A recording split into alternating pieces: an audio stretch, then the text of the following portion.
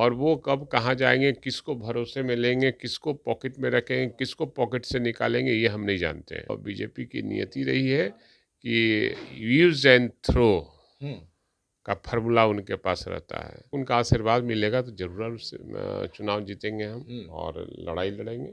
अरे भाई, ऐसा पटकनियां मारेंगे कि फिर उठ नहीं होगा, फिर राजनीति उनको छोड़ना पड़ेगा। बीजेपी का कोई भी कैंडिडेट आएगा मेरे सामने, वो बौना ही साबित होगा। एनडीए पूरे देश में 200 के अंदर में सिमटे जाएगा। नमस्कार, मेरा नाम प्रेम है और आप लाइव स्ट्रीम देख रहे हैं। देखिए, एनडीए गठबंधन में सीटों का फॉर्मूला तय कर लिया गया है कि कितने सीट पर जेडीयू के लोग चुनाव लड़ेंगे, कितने सीट पर बीजेपी लड़ेगी, और उपेंद्र कुशवाहा को भी एक सीट दिया गया, जीतन राम मांझी को भी एक सीट दिया गया, चिराग पासवान को 5 सीट मिला है। झटका लगा है पशुपति कुमार पारस। देखिए, केंद्रीय मंत्री थे, एक भी सीट हाथ में नहीं आया है।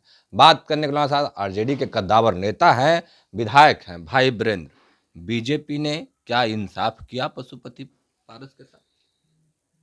मैंने पहले भी कहा था आप लोग के माध्यम से कि बीजेपी केवल लोगों का साथ लेना जानती है, साथ देना नहीं जानती है।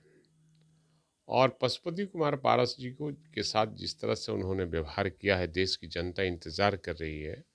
और सलाह भी दिया है मैंने पशुपति कुमार पारस जी को कि आप एनडीए के खिलाफ में चुनाव लड़िए, जनता देखेगी कि आप उनके साथ थे, आपके साथ धोखा हुआ।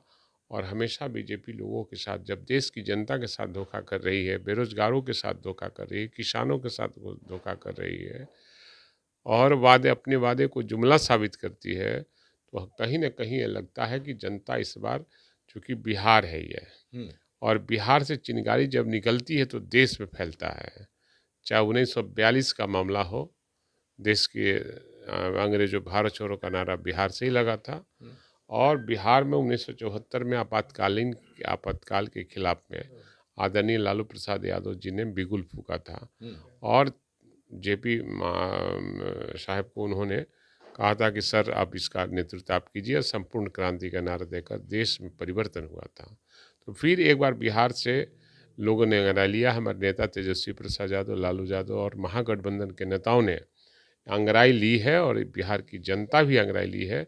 और जब जब बिहार अंगड़ाई लेता है तो देश में परिवर्तन होता है।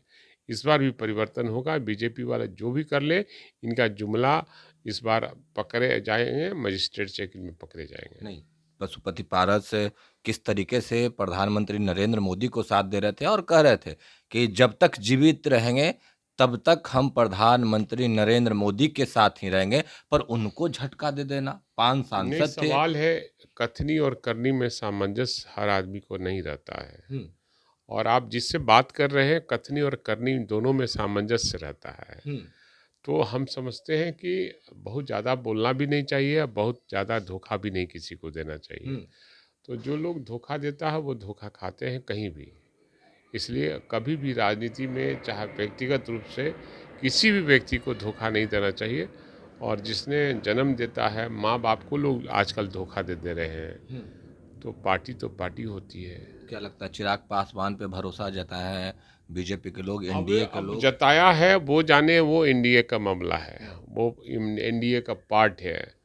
और वो कब कहाँ जाएंगे, किसको भरोसे में लेंगे, किसको पॉकेट में रखेंगे, किसको पॉकेट से निकालेंगे, ये हम नहीं जानते हैं।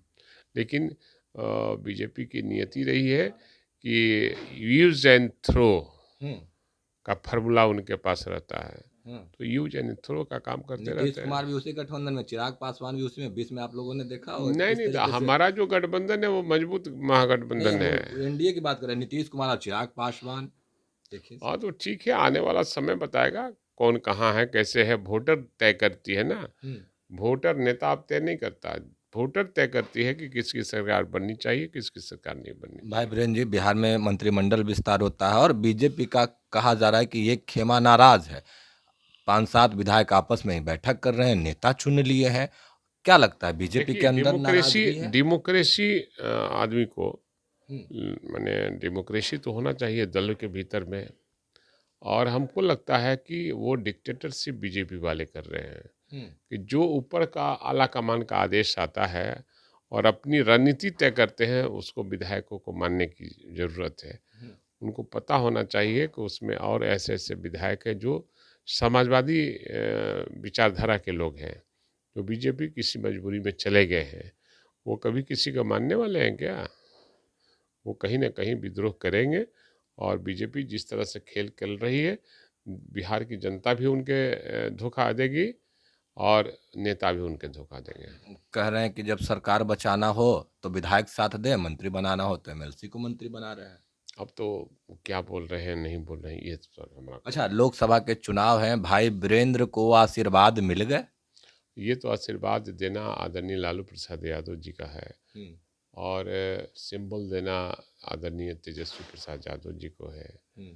अभी चूंकि अंतिम चरण में हमारे लोकसभा का चुनाव है और आदरणीय लालू प्रसाद यादव का आशीर्वाद मिलेगा हमको या किसी को मिलेगा, भाई वीरेंद्र उसका साथ देगा।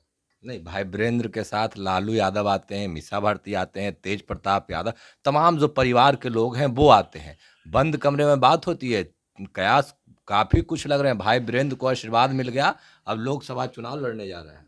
अब सवाल है कि उनका आशीर्वाद मिलेगा तो जरूर उससे चुनाव जीतेंगे हम और लड़ाई लड़ेंगे, इसमें नो डाउट। रामकृपाल यादव भी हैं, कहा जा रहा है कि एनडीए की ओर से उनको कहीं ना कहीं टिकट दिया जाएगा, मैदान में सामने रामकृपाल यादव होंगे, पटक दीजिएगा। अरे भाई, ऐसा पटकनियां मारेंगे कि फिर उठ नहीं होगा, फिर राजनीति उनको छोड़ना पड़ेगा।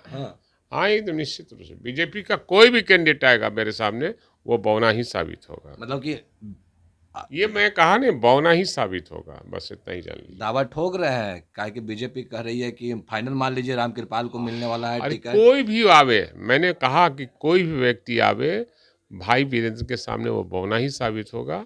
और बिहार मैंने पाटलिपुत्रा की जनता इंतजार कर रही है नामों के घोषणा का। नाम का घोषणा होगा, सफाया होगा एकदम। अच्छा, एक आखिरी सवाल, बिहार में 40 लोकसभा की सीट है, एनडीए के लोग दावा ठोक रहे हैं कि इस बार कुछ भी हो जाए 40 में 40 जीतेंगे, 39 हम लोगों ने जीत लिया और रिकॉर्ड बना देंगे। इस बार उनको खोने के लिए है, पाने के लिए कुछ नहीं है, उनको खोने के लिए ही है। और पूरे देश में उनका संख्या बल घटेगा। और मैं आज आपके सामने दावा कर रहा हूं कि 200 के अंदर में सिमट जाएंगे। एनडीए पूरे देश में 200 के अंदर में सिमटे जाएंगे। चलिए, क्या कुछ करे थे भाई वीरेंद्र, हमने आपको वो तमाम बयान सुनवाया है। क्या भाई वीरेंद्र को आशीर्वाद मिल गया लालू यादव का? एक अहम सवाल। देखिए, क्या कुछ करे थे भाई वीरेंद्र, आपने सुना है। फिलहाल के लिए इतना ही। बने रहे लाइव सिटी के साथ। लाइव सिटीज को सब्सक्राइब नहीं किया, सब्सक्राइब कीजिए। हमारे फेसबुक पेज को लाइक करना बिल्कुल ना भूलें। धन्यवाद।